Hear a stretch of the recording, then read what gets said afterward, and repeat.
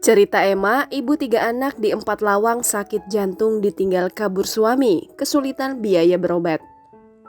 Emma Hartati, 34 tahun, ibu 3 anak asal Kabupaten 4 Lawang sudah 3 bulan ini hanya bisa duduk akibat sakit yang dideritanya. Untuk berobat, Emma tidak punya biaya. Emma Hartati, warga Kelurahan Jayaloka, Kecamatan Tebing Tinggi, kini tinggal serumah bersama kedua orang tuanya serta 3 anaknya yang masih kecil. Kedua orang tua Emma bekerja sebagai buruh lepas. Sebelumnya, Emma pernah tinggal di Kabupaten Lahat bersama suaminya. Namun ketika jatuh sakit, suaminya kabur, pergi entah kemana karena tidak mau mengurusinya lagi. Emma pun harus berjuang sendiri melawan penyakitnya. Akibat kondisinya semakin mengkhawatirkan, Emma memutuskan untuk pulang ke rumah orang tuanya yang ada di 4 Lawang karena tidak sanggup mengurusi ketiga anaknya sendirian. Emma divonis menderita penyakit jantung dan pernah berobat di salah satu klinik yang ada di Kabupaten Kepahyang, Bengkulu. Setelah berobat di sana, Emma dirujuk berobat ke rumah sakit yang ada di Kota Palembang. Akan tetapi karena keterbatasan biaya, Emma belum bisa berobat. Selain itu, untuk makan sehari-hari saja, Emma sekeluarga masih kesulitan. Suyati, ibunda Emma, menjelaskan anaknya mengalami kesulitan tidur dan hanya bisa duduk di atas kursi saja,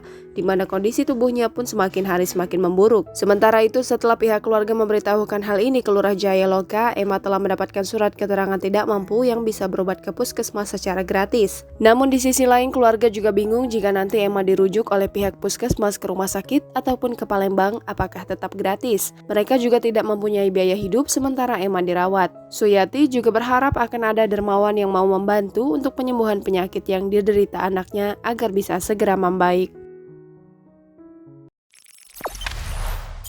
Jangan lupa subscribe, share, komen, dan like ya!